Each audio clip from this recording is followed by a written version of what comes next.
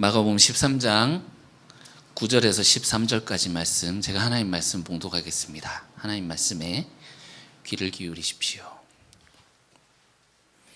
너희는 스스로 조심하라. 사람들이 너희를 공회에 넘겨주겠고 너희를 회당에서 매질하겠으며 나로 말미암아 너희가 권력자들과 임금들 앞에 서리니 이는 그들에게 증거가 되기려 함이라. 또 복음이 먼저 만국에 전파되어야 할 것이니라. 사람들이 너희를 끌어다가 넘겨줄 때 무슨 말을 할까 미리 염려하지 말고 무엇이든지 그때에 너희에게 주시는 그 말을 하라. 말하는 이는 너희가 아니요 성령이시니라. 형제가 형제를, 아버지가 자식을 죽는 데에 내주며 자식들이 부모를 대적하여 죽게 하리라. 또 너희가 내 이름으로 말미암아 모든 사람에게 미움을 받을 것이나 끝까지 견디는 자는 구원을 받으리라. 아멘. 이것은 하나님 말씀입니다. 하나님께서 오늘 이 말씀을 통해서 우리에게 은혜 베풀어 주시기를 원합니다. 지난주에 예수님께 제자들이 질문하는 것을 보았습니다. 이러한 일들이 언제 이러한 일들이 일어나고 그리고 이 모든 것들이 일어날 때 어떤 징조가 있겠습니까? 그러니까 이 성전이 무너지는 것과 그리고 이스라엘 사람들에게 성전이 무너진다는 것은 그 하나님이 온 우주를 만드신 분이시기 때문에 우주의 축약판이라고 보았거든요. 성전 안에 온 우주가 들어있다라고 봤습니다. 그래서 이 성전이 무너진다라는 것은 우주의 멸망을 의미하는 것이기 때문에 종말에 관해서 종말에 때에 어떤 징조가 있겠습니까? 하고 물었던 것으로 보입니다. 예수님 대답하셨죠. 여러 가지 난리와 난리의 소문을 듣게 될 것이다. 전쟁과 지진과 기근, 그런 소식을 들을 때 너희는 두려워하지 말아라. 이것이 종말의 시작은 맞지만 끝은 아니다. 진통의 시작일 뿐이다 하는 것을 우리 지난주에 보았습니다. 이어지는 오늘 본문을 보니 이제 그 전에 지난주 보았던 본문은 이제 전 세계적으로 있었던 일이라면 이 일들이 교회 공동체 내부에 어떤 식으로 영향을 미치게 되는가에 대해서 보여주는 것 같습니다. 공동체의 박해에 대해서 오늘 본문은 말하고 있죠. 본문을 자세하게 보기 전에 우리가 한번 생각을 좀 하고 넘어갈 수 있으면 좋겠습니다. 왜 박해가 올까요? 하나님을 믿는 교회 공동체, 예수님을 믿는 이 교회 공동체에 박해가 오는 이유가 무엇이겠습니까? 박해란 것에 대해서 조금 생각을 해보면 박해란 것은 힘이 강한 존재, 사람이든 어떤 집단이든 나라든 이 힘이 강한 존재의 뜻을 거스를 때 생기는 것이지 않습니까? 조선시대에 우리나라 천주교 박해가 굉장히 이제 한 4차례 정도 큰 천주교 박해가 있었고 또 일제강점기 우리나라가 그런 아픔들을 겪었습니다. 가만히 생각해 보면 신앙을 포기한다면 그 강한 자의 정부의 뜻에 맞춰서 내 신앙을 포기했다라면 이 박해는 오지 않았을 것입니다. 그렇죠. 일본이 우리나라를 빼앗으려고 할 때 알고 드리겠습니다 하고 주권됨을 포기했으면 박해는 오지 않았을 것입니다.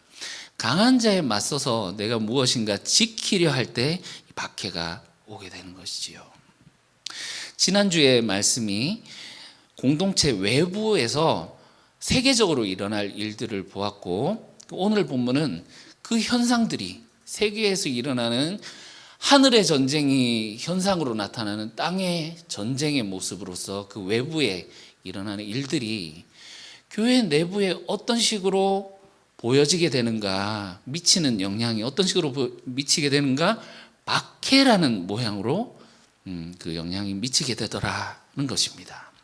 그렇다면 강한 세력에 맞서서 이 교회 공동체가 무엇인가를 지키고 고수해야 하고 있다라는 그런 모습을 우리가 볼 수 있습니다. 포기하지 않고 지켜야 하는 이것이 무엇인가 오늘 말씀을 통해서 찾아볼 수 있으면 좋겠습니다. 우선 9절에 너희는 스스로 주의하라. 여기 너희는 제자들을 두고 하시는 말씀이죠. 교회 공동체를 두고 하시는 말씀입니다. 스스로 주의하라. 정신 바짝 차려라.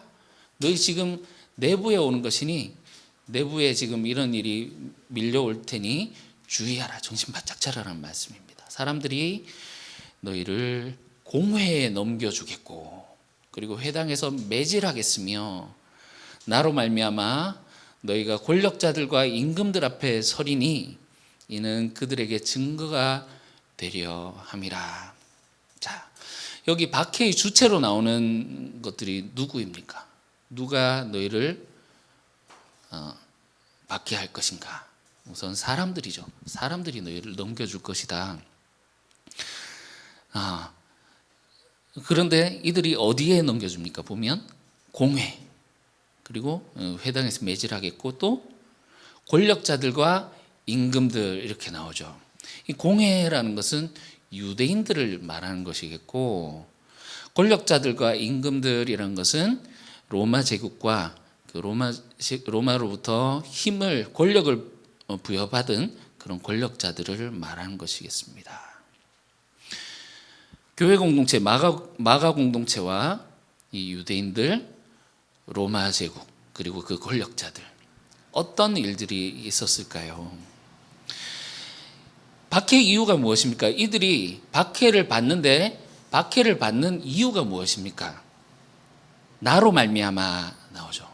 마지막 13절에도 보면 내 이름으로 내 이름 때문에 예수님 때문에 박해를 받는다. 이게 무슨 말씀이겠습니까? 예수님 때문에 박해를 받는다? 유대인들과 로마 제국이 왜 예수님을 믿는다는 이유로 박해를 하는 것일까요? 10절 보시면 또 복음이 먼저 만국에 전파되어야 할 것이다. 이렇게 말씀하십니다. 자, 이 마가 공동체가 박해를 받는 이유가 복음을 증거하기 때문에 받는 것일까요? 뒤에 등에다가 이제 깃발 탁 달고 예수 천당 불신지옥 하고 다닌다고 그거 보기 싫어서 박해를 받는 것일까요? 만약에 오늘날 우리 그리스도인들에게 주는 박해가 만약에 다시 시작된다라면 뭐 어떤 이유 때문이겠습니까? 뭐 그렇게 전하지 마라 뭐 이렇게 하는 것일 수도 있겠고 이렇게 복음을 증거한다라는 것 때문에 이 박해를 당한다는 말씀일까요? 그렇지 않아 보입니다. 여기 이제 10절에 복음이 먼저 만국에 전파되어야 할 것이다 이렇게 말씀하셨는데 이것도 신적 필연성입니다. 그러니까 반드시 전파되어야 된다. 하나님께서 계획하신 일이고 이것은 반드시 성취될 것이다 이런 의미입니다. 하나님이 행하시기 때문에 이것은 반드시 성취된다라는 그런 신적 필연성 데이가 사용된 말입니다. 11절에 보면 성령이 너희 입을 통해서 말씀하실 것이다. 이 재판에 넘겨져서 거기서 이제 증언하는 그런 모습이 나오는데 거기에서 너희가 무엇을 말할지 걱정하지 말아라. 성령이 너희에게 말을 주실 것이다. 너희는 그 말만 전해라. 이런 말입니다. 그러니까 너희의 말이 아니라 하나님의 말을 너희 입에 주시겠다. 그것을 담대히 전하기만 해라. 이런 말씀이죠. 너희가 받는 박해로 인해서 복음이 만국에 전파되게 될 것이다 라는 말씀입니다. 우리 왜 혹시 그 백투 예루살렘 들어보셨습니까? 특히나 이제 인터콥에서 이런 이야기를 하죠. 그리고 뭐 G12에서도 뭐 하는 이야기들을 들어봤었는데, 그러니까 이 복음이 만국에 전파되어야 할 것이다 이 말을 어떤 식으로 받아들였냐면, 복음이 이제 계속 서진해서 지금 오고 있습니다. 역사적으로 보면 유럽으로 갔다가 아메리카 대륙으로 갔다가 지금 아시아 대륙으로 해서 이제 중앙아시아 이제 극동 지역으로 다시 넘어갈 것이다. 그래서 이 복음이 지구를 한 바퀴 삥 돌아서 다시 예루살렘에 돌아가면 그때 끝이 오게 될 것이다. 이 말씀을 그런 식으로 이제 받아들여서 백투 예루살렘, 복음이 다시 예루살렘으로 가야 된다. 그래서 우리가 수단과 방법을 가리지 않고 그들에게 복음을 증거해야 된다라고 하면서 지금 이제 극동아시아에 복음을 증거하려고 하죠. 그때 종말이 오게 될 것이다라고 이제 주장을 합니다. 여기서 주님이 하신 말씀이 그런 의미일까요? 다시 말씀드리지만 너희가 받는 박해 때문에 복음이 증거되게 될 것이다. 이 말씀이 무엇인지 조금 설명을 드리면, 자, 우선 모세와 예레미야 이들의 공통점이 있습니다. 말 못하겠는데요. 모세는 어떻습니까? 저는 입술이 둔한 자라서 저는 도저히 말 못합니다. 이렇게 했고, 예레미야는 어떻습니까? 저는 아이입니다. 너무나도 보잘것없고 아무것도 아닌 사람입니다. 제가 어떻게 가서 말하겠습니까? 할 때 주님이 말씀하시죠. 내가 내 말을 너의 입에 두었노라. 이렇게 말씀하십니다. 너는 두려워하지 말고 그냥 내가 준 말만 전해라. 이렇게 말씀하시죠. 이 말은 무슨 말씀이냐면 너희 차원의 일이 아니라 하나님 차원의 일, 내가 행할 일, 하나님이 행하실 일을 너는 담대히 선포만 하라는 말씀입니다. 그럴 때 말씀하셨죠. 온 세상이 내가 만군의 야훼인 줄 알게 될 것이다. 여기 10절의 이 말씀은 이 말씀과 같은 말씀이라고 보입니다. 또 복음이 먼저 만국에 전파되어야 될 것이다. 이 말은 여러분 복음이 무슨 뜻이죠? 하나님의 승리의 소식이지 않습니까? 너희가 박해를 받고 복음을 증거할 때 그들에게 증인이 되리라 이렇게 말씀하셨죠. 너희가 그렇게 재판석에 서든지 어디에서든 하나님의 이 복음을 증거할 때 성령이 주시는 이 말씀을 세상 사람들에게 증거할 때 세상 사람들이 내가 하나님인 줄 알게 될 것이다. 이런 말씀으로 이해를 하시면 될 것 같습니다. 다시 이 질문으로 돌아와서 이 공동체가 예수님을 믿는다고 하는데 박해를 받는 이유, 이것이 단순히 그냥 이들이 세상 사람들이 듣기 싫은데 왜 그렇게 전도를 하고 다니느냐, 이런 의미는 아닌 것 같습니다. 그러면 이들이 예수님 때문에 박해를 받는다라는 것이 어떤 의미일까요? 자, 복음이 먼저 만국에 전파되어야 할 것이다 라는 것이 신적 필연성이다 라고 말씀드렸습니다. 이것을 의역을 하자면 내가 만국에 나의 복음이 선포되게 하겠다, 이런 말씀이기도 하겠습니다. 하나님께서 하나님의 승리의 소식을 온 만국에 선포되게 하실 건데, 그리스도인의 박해는 하나님의 승리를 이 땅에 가져오는 하나님의 방식이다라고 볼 수 있겠습니다. 우리는 그 의미를 찾기 위해서 오늘 본문에 투영된 당시 상황에 대해서 조금 더 자세히 살펴보고자 합니다. 오늘 본문은 예수님이 지금 말씀하시는 시점에서는 예언이겠지만 마가 공동체가 겪고 있는 현실 입장에서는 이것이 현실입니다. 마가 공동체의 상황은 말 그대로 혼란과 격동의 시기를 보내고 있습니다. 앞서서 전쟁과 지진과 기근의 소식들을 들었습니다. 이것은 유대인들의 입장에서도 볼 때 지금 성경 말씀이, 구약의 예언이 지금 성취되고 있구나, 여호와의 날이 왔구나 라고 지금 받아들이는 그런 상황입니다. 그렇지만 이 유대인들은 이 말씀을 이렇게 해석을 했는 것 같습니다. 여호와의 날이 왔다. 하나님이 드디어 우리를 구원하시는 그런 날이 왔구나. 이방 민족 로마는 끝났다. 너희들 목 씻고 기다려라. 지금 일어나는 이런 일들을 보고 그렇게 해석을 한 것이지요. 그래서 사소한 싸움으로부터, 안 그래도 이 정말 그 압력 솥에 그 압력이 꽉 차 있는 것 같은 그런 불만이 가득 차 있는 상태에서 정말 아무것도 아닌 싸움으로부터 이 독립전쟁이 발발되게 됩니다. 처음에는 성공적으로 보였습니다. 이 독립군들이 전쟁을 하고 할 때 시리아 총독이 그들을 막으려고 했지만 그들을 제압할 수 없었고 오히려 이 독립군들이 승리를 하게 됩니다. 그러나 이 네로 황제가, 이 로마가 직접적으로 이 전쟁에 관여하게 되면서 전세는 완전히 바뀌게 됩니다.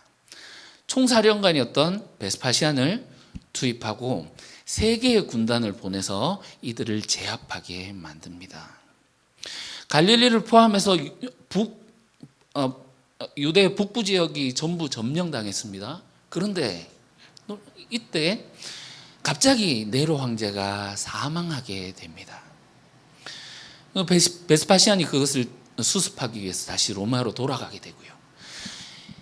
정말 풍전등화와 같았던 이들의 입장에서는 1년 반 정도의 공백이 생기게 되고, 이 유대 항쟁군 입장에서는 하나님이 우리를 도우시는구나 생각을 했을 것입니다. 조직을 재정비하고 군량비와 시설을 다시 정비하기 시작했습니다. 그리고 본격적으로 이제 주시는 그 승리를 쟁취하기 위해서 사람들에게 전쟁에 참여할 것을 독려했습니다.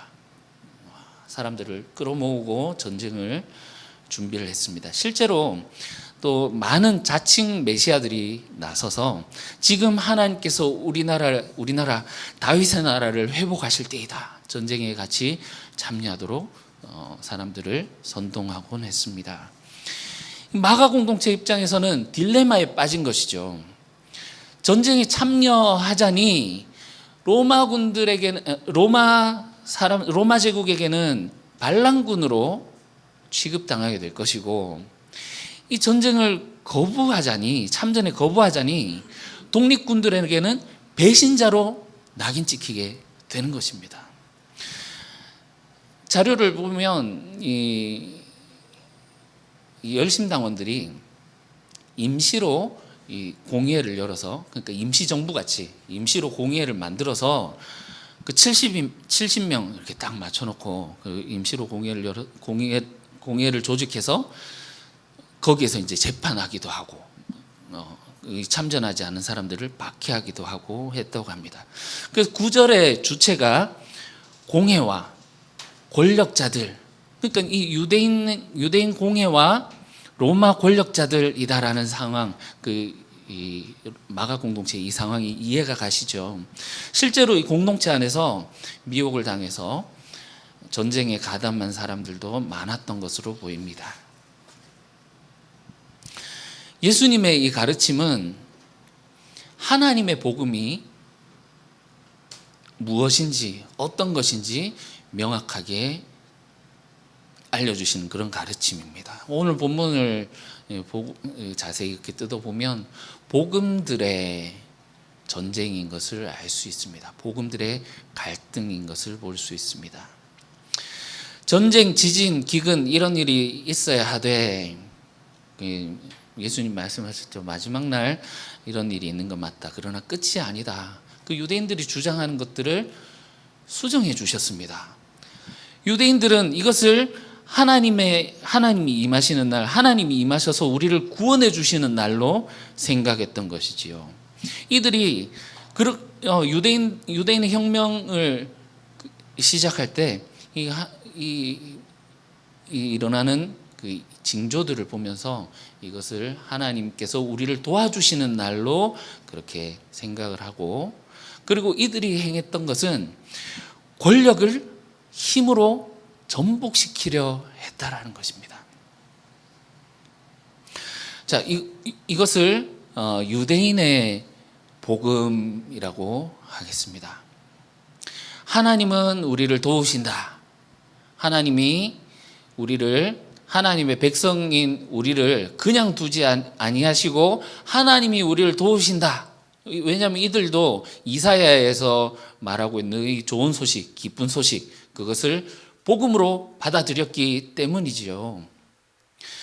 우리 식으로 하면 이렇게 할 수 있겠습니다. 우리가 예수 믿으면 하나님은 우리가 하나님 자녀가 되기 때문에 우리가 어떤 일을 해도 하나님은 우리를 용서하시고 우리를 천국에 보내주시고 우리가 세상에 잘 되게 하신다, 성공하게 하시고 잘 되게 하시고 부자 되게 하신다, 이런 믿음, 이런 복음, 거짓 복음을 받아들이고 있는 사람들이 있지 않습니까? 가만히 따지고 보면 이것이 하나님을 섬기는 것인지 나를 섬기는 것인지 구분이 모호합니다. 하나님을 믿습니다, 하나님이 나를 그렇게 해주실 것입니다 라고 하지만 해주실 것입니다의 내용을 보면 나의 풍요와 나의 안녕이지 않습니까? 결국은 하나님의 이름을 팔아서 나를 섬기고 있는 것이지요. 이 유대인의 복음은 하나님의 이름을 부르짖고는 있습니다만 결과적으로 민족의 부흥을 꾀하는 이런 유대인의 복음, 거짓 복음이더라는 것입니다. 예수님이 입성하실 때 사람들이 외쳤습니다. 호산나 다윗의 나라여.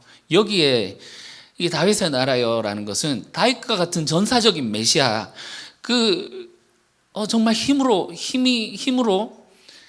하나님이 주신 이 능력으로 적군을 쓸어버릴, 말굽으로 적군을 밟아버릴 힘으로 이 로마를 짓밟고 우리나라를 회복시킬 그 메시아를 염원하는 그 소리가 담겨 있는 말이죠. 그러나 예수님 말씀하십니다. 그들 틀렸다.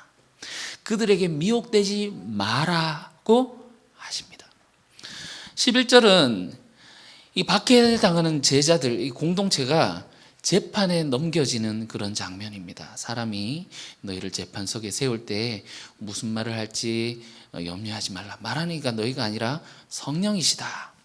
이 말씀은 이 전쟁은 너희의 전쟁이 아니라 하나님의 전쟁이다라는 말씀이죠. 성령이 등장하셨어요. 성령이 등장하셔서 성령이 말씀하신다라는 것은 하나님이 지금 전쟁을 하시기 때문에 너희의 전쟁에 참여하는 것이 아니라 하나님의 전쟁에 참여하라는 말씀입니다. 여러분, 복음은 승리의 소식입니다. 그러면 누구로부터 승리하는 것일까요? 적이 누구입니까? 유대인들의 전쟁은 로마를 적으로 두고 우리가 주체가 돼서 우리가 저 로마를 이긴다라고 하고 있지만 진짜 적은, 예수님이 말씀하시는 복음에 진짜 적은 그 배후에 있는 사탄이고, 우리가 해야 할 전쟁은 사탄의 나라와 하는 하나님의 전쟁이다라는 것입니다. 이 하나님의 전쟁에 참여하라는 것이지요. 이 로마인들이 하는 전쟁, 하나님의 이름을 빌어서 하지만 우리가 저 로마를 이기는 그 복음의 전쟁에 참여하는 것이 아니라 하나님의 복음에 참여하라. 너희의 진짜 주인이 누구냐라는 것입니다. 그러면 이 사탄의 나라는 어떻게 파괴되는 것입니까? 이것이 오늘 본문에서 보여주고 있습니다. 예수님이 가셨던 그 십자가의 길, 남을 살리기 위해 목숨을 던지는 그런 희생과 고난, 죽음만이 사탄의 질서를 무너뜨릴 수 있다라는 것입니다. 이것이 왜 그렇습니까? 악을 악으로 갚는 것이 아니라 악을 선으로 이기는 것입니다. 지금 당장은 악이 이기는 것처럼 보입니다. 실제로 예수님도 이 세상의 강한 세력에 넘겨져서 십자가를 지고 거기서 죽임을 당하게 되지 않습니까? 그러나 궁극적으로 하나님을 신뢰하고 하나님께 모든 것을 맡겨드리고 갈 때 하나님께서 이 모든 것을 바로잡으시리라는 그 믿음, 그 하나님을 신뢰하는 그 믿음으로 주님께 모든 것을 맡겨드리고 갈 때 하나님께서 승리하시고 세상의 모든 것을 바로잡으시는 그날 하나님께서는 이 악들을, 그리고 악에 속한 자들을 심판하실 것이다. 하나님이 결국은 승리하실 것이다. 하나님이 이 악에 승리하신다라는 것이 바로 예수님 말씀하신 하나님의 복음입니다. 예수님이 처음 사역을 시작하실 때 말씀하셨죠. 하나님 나라가 가까이 왔다. 하나님 통치가 가까이 왔다. 회개하고 복음을 믿으라. 하나님의 통치 안으로 들어오라. 이 세상은 지금 멸망받았고 종말이 이미 시작되었고 지금 이거 도장 찍혔다. 하나님 결제하셨다. 세상 종말 다 기한 나와 있고 하나님 사인하셨다. 하나님. 이 세상 반드시 멸망하게 되어 있다. 그러니 지금 당장은 이 세상이 이기는 것 같고 선이 집어삼키어지는 것 같지만 하나님께서 반드시 승리를 하실 테니 하나님을 믿어라. 마치 하나님 나라는 눈에 보이지 않는 겨자씨처럼 보잘것없고 세상으로부터 정말 아무것도 아닌 것처럼 취급을 받게 되지만 하나님 나라는 반드시 승리하고 결실을 하실 것이다. 이것이 예수님이 바로 전하신 하나님의 복음입니다. 힘을 힘으로 무너뜨리는 것이 아니라 하나님의 뜻대로 행하는 것. 그럴 때 이 사탄의 나라가 무너지게 된다는 것입니다. 오늘 본문은 정확히 예수님이 가셨던 그 길을 보여줍니다.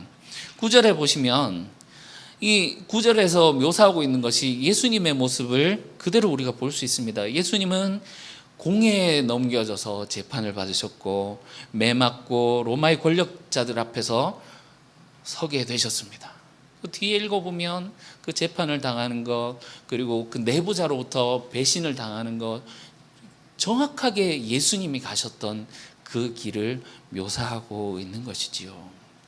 거기서 예수님은 담대하게 복음을 선포하셨습니다. 내가 바로 인자다. 나는 권능자의 우편에 앉은 자고 장차 하늘 구름을 타고 영광으로 임할 자다. 여러분, 이 복음을 전한다라고 하는 것이 오늘날 우리가 전도하고 다른 사람들을 교회에 데리고 오려고 하는 것으로 꼬시는 것으로 생각할 수 있지만 복음을 증거한다라는 것은 하나님의 왕 되심을, 그분이 승리하심을, 예수님이 우리의 주인 되심을 선포하는 것입니다. 삶에서 예수님이 주인된 삶을 따라 살아가는 것. 이 사탄의 질서에 따라 세상은 살라고 주장하고 위협하지만 거기에 굴하지 않고 너 세상 멸할 거잖아. 심판당할 거잖아. 지금 너희가 내 생존권을 쥐고 있는 것 같지만 너는 멸할 거잖아. 내 주인은 하나님이시다. 하나님께서 승리하실 것이다. 라고 선포하는 삶을 사는 것이 복음을 증거하는 것입니다. 예수님이 담대히 권력자들 앞에서 재판을 당하실 때 모든 상황 가운데에서 이 복음을 선포하셨습니다.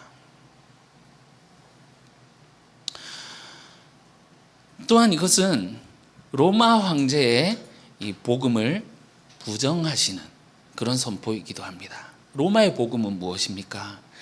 세계 최강의 군사력으로 주변 국가들을 짓밟는 힘의 지배에 입각한 그런 승리에 취한 로마의 복음입니다. 주님은 그들에 맞서서 하나님의 복음을 선포하십니다. 누가 진짜 통치자냐? 누가 진짜 왕이냐? 로마 황제라고? 아니, 세상의 진짜 왕은 하나님이시다. 하나님이 나를 살피시고 나를 붙드시며 나를 살리셔서 높게 들리게 하실 것이다. 너희는 나를 죽일 수는 있겠지만 그러나 하나님께서는 죽음을 죽이실 것이다. 그래서 하나님의 통치는 반드시 너희는 멸망당해야 될 것이다. 이런 말씀이죠. 로마를 복음으로 정복하신 것입니다. 주님이 너희 나라, 사탄의 나라, 사탄의 지배당하고 있는 너희 나라를 멸하신다 하고 죽으시는 것입니다. 오늘 본문에는 넘겨주다라는 말이 3번 나옵니다. 9절에 사람들이 너희를 공에 넘겨주겠다. 11절에 사람들이 너희를 끌어다가 넘겨줄 때, 12절에 형제가 형제를, 아버지가 자식을 죽는 데에 넘겨주며. 이 넘겨준다는 말은 세례 요한이 하나님 나라 복음을 헤롯 앞에서 선포하고, 헤롯이 담대하게 그 하나님의 뜻을 선포하고, 그죠? 그가 헤롯에게 맞춰줬으면, 비구라에 맞춰줬으면 헤롯이 이 세례 요한을 죽일 리가 없었겠죠. 헤롯 앞에서 하나님 나라의 복음을 선포하고 하나님의 왕되심을 선포하고 넘겨져서 죽임을 당했던 것처럼 예수님도 하나님 나라 복음을 선포하고 사람들의 손에 넘겨져서 죽임을 당하게 되셨습니다. 오늘 이 본문은 너희 제자들도 예수님처럼 하나님 나라의 복음을 선포하라는 말씀입니다. 공회에 넘겨지면 공회에서 하나님 나라의 복음을 선포하고 하나님의 승리하심을, 하나님의 주되심을 선포하고, 권력자들에게 넘겨지면 권력자들 앞에서 하나님의 복음을 선포하며, 너희가 죽는 데 넘겨지면 그 자리에서 하나님의 승리하심을 선포하라 는 말씀이죠. 여러분, 우리가 하나님의 복음을 선포하면 다니엘과 친구들처럼 사자굴에서 건짐을 받았던 것처럼 우리도 그렇게 건져지게 될까요? 대답은 네, 그리고 아니요, 둘 다가 되겠습니다. 아니라는 것은 이건 특별한 케이스이지 않습니까? 하나님의 복음을 증거하고 넘겨서 죽임을 당할 때 이렇게 놀라운 기적으로 건짐을 받는다라는 것은 특별 케이스지, 대부분의 사람들은 그냥 죽었습니다. 예수님도 그랬고 말이지요. 우리가 복음을 선포하면 우리는 예수님이 말씀하신 것처럼 넘겨지고 죽임을 당하게 될 것입니다. 그렇습니다 라는 것은 비록 우리가 넘겨져 죽을지라도 하나님께서 다니엘과 그 친구들을 사자의 입에서 건지셨던 것처럼 우리가 죽음에 넘겨진다고 할지라도 죽음이 우리를 삼키지 못하도록 주님이 우리를 보호하신다라는 거죠. 예수님의 이 복음의 선포는 넘겨져 죽으셨지만 죽음이 예수님을 죽일 수 없었더라는 하나님의 승리의 소식입니다. 예수님의 생명은 하나님 안에 있기 때문이지요. 예수님을 죽은 자 가운데서 살리신 하나님의 이 개입은 종말에 하나님이 죽음을 죽이시고 사탄의 나라를 완전히 멸할 것을 보여주시는 미리보기라고 할 수 있겠습니다. 세상의 미래의 마지막에 어떻게 결말이 날지 미리 알려주시는 것이라고 할 수 있겠습니다. 그러하기에 예수님이 말씀하신 이 하나님의 복음을 선포하는 것, 어디에서든 이 하나님의 복음을 선포할 때 하나님의 복음을 선포하며 넘겨지고 죽임을 당하는 예수님의 이 제자들을 통해서 하나님이 살아계심을, 하나님이 온 세상의 만군의 여호와가 되심을 온 세상이 알게 되리라, 온 세상에 복음이 전파되게 될 것이다 라는 것이 이루어지게 될 것이라는 것입니다.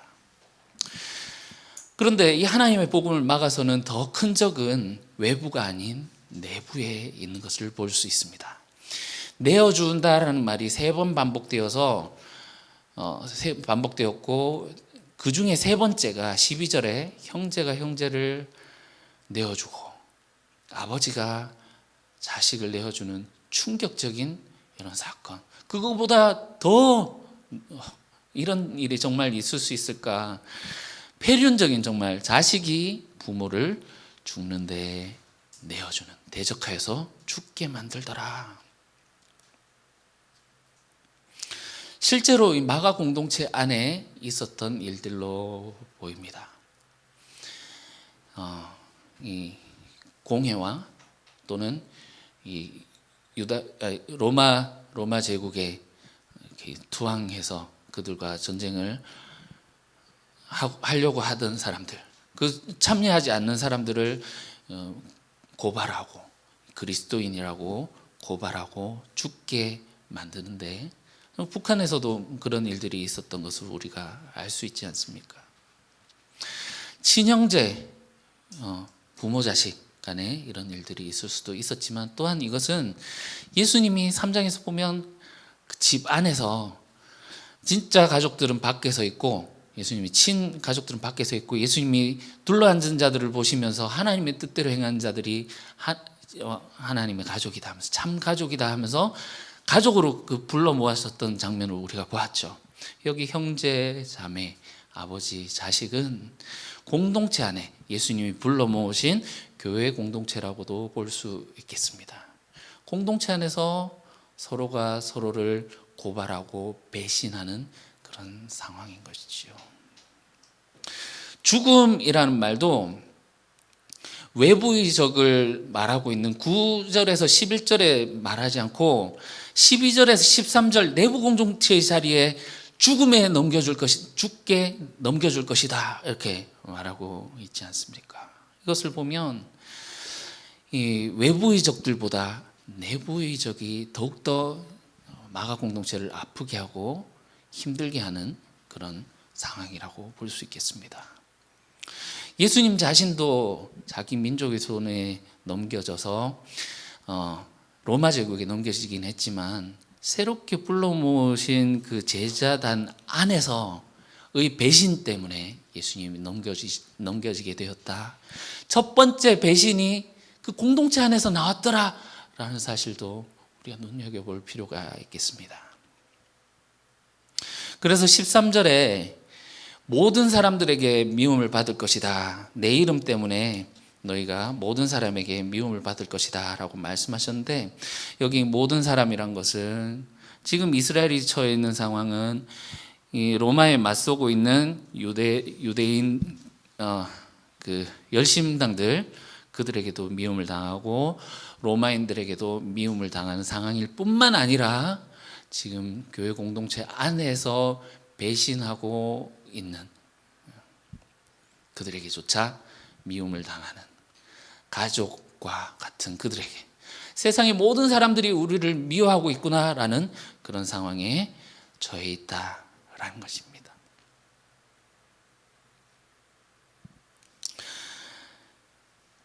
왜 이런 비극이 일어난 것입니까?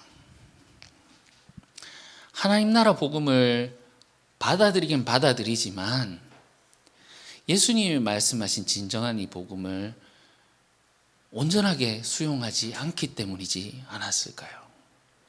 예수님 말씀하셨습니다. 나는 많은 사람들을 살리기 위해서 나의 목숨을 대속물로 주기 위해서 왔다. 그러나 지금 이 배반하는 공동체 안에서 배반하는 자들은 자기가 살기 위해서 자기 형제 자매를, 아버지를, 자녀를 고발하고 죽음에 내어주는 것이, 내가 살기 위해서.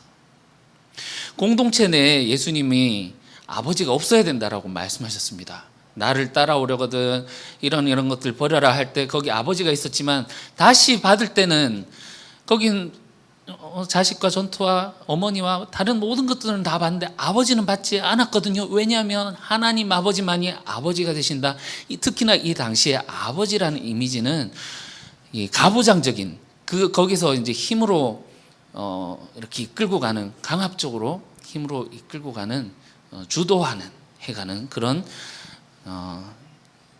아버지의 이미지, 공동체의 아버지와 같은 자들, 자기 목소리 크게 내서 자기 뜻대로 교회를 좌지우지하려고 하는 그런 사람들을 말하는 것이기도 하겠습니다. 하나님 뜻대로 되어야지, 이 교회가 장로의 뜻대로, 목사의 뜻대로 되어서는 안 되지 않습니까?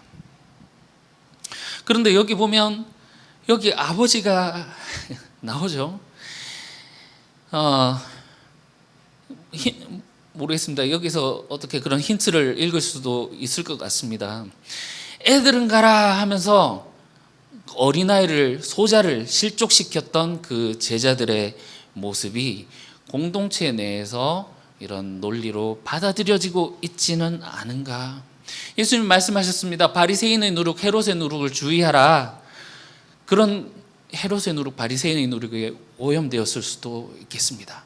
세상의 질서에 오염되어서 누가 크냐 하면서 세상의 질서를 따라서 하나님의 따라서 살았던 그 제자들, 하나님 나라에서 멀 것이다 말씀하셨는데 그것 세상의 질서가 교회 안에 침투했을 수도 있겠습니다.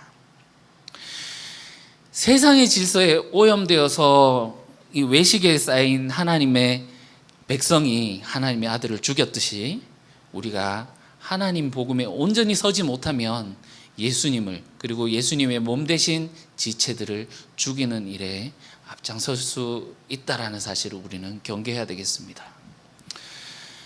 정리하겠습니다. 우리는 세상의 전쟁과는 다른 하나님의 전쟁에 참여하는 자들입니다. 성령의 등장이 그것을 뒷받침하고 있습니다. 성령이 우리를 통해서 말씀하실 때 우리는 그 성령의 말씀을 세상에 증거하고 있습니까? 아니면 내 삶을, 나의 안녕을 추구하며 살아가고 있습니까? 우리는 살아가면서 하나님의 복음을 증거하고 있습니까? 아니면 우리의 생존권을 쥐고 있는 자들을 피해서 도망가고 있습니까? 로마의 복음, 힘으로 세상을 찍어 누르며 살아가는 사람들의 세상의 질서라고 할 수 있겠습니다. 이 질서가 교회 안에도 들어와 있는 것을 우리가 볼 수 있습니다. 돈이 많은 사람들이 뜻대로 움직이고 목소리가 큰 사람, 말을 조리 있게 잘하면서 자기 주장이 센 사람의 뜻대로 교회를 좌지우지하려고 하는 그런 모습들 우리 가운데 있지는 않습니까? 유대인의 복음, 우리는 하나님의 백성이고 하나님이 우리를 사랑하시니 나의 뜻대로 하나님이 움직일 것이다 라면서 하나님을 내 뜻대로 끌고 오려고 하는 이런 유대인의 복음에 속고 있지는 않습니까? 우리가 하나님을 섬기며 하나님을 사랑하는데 왜 우리에게 이런 일이 일어나는가? 하나님이 우리 자녀를 높게 들리게 하실 것이다. 우리의 안녕과 궁극적으로 우리의 안녕과 평안을 꾀하고 있지는 않습니까? 그러나 주님 오늘 말씀하신 이 하나님의 복음, 이 세상은 반드시 멸하고 하나님 나라가 승리할 것이기 때문에 우리가 하나님의 복음을 하나님의 나라가 반드시 승리한다라고 하는 그 복음을 선포하며 살아가는 삶, 하나님의 복음을 증거하며 살아가는 저와 여러분들이 되시기를 주님의 이름으로 축원합니다. 기도하겠습니다. 하나님 아버지 감사합니다. 우리에게 참된 승리의 길, 진정한 생명의 길을 알려주십니다. 그 길이 우리의 눈으로 보기에는 고난당하고 죽임당하고 패배하는 길처럼 보이지만 그것이 하나님을 신뢰하며 하나님을 믿으며 끝까지 하나님을 신뢰하는 자만이 갈 수 있는 길이며 그 길을 끝까지 가는 자들은 구원을 받으리라 말씀하셨사오니 우리가 세상의 질서에 멸망할 세상의 질서에 편승하는 것이 아니라 잘못된 복음에 미혹당하는 것이 아니라 하나님 나라의 복음을 선포하며 살아가는 죄들 되게 도와주시옵소서. 감사드리며 거룩하신 예수님 이름으로 기도합니다. 아멘.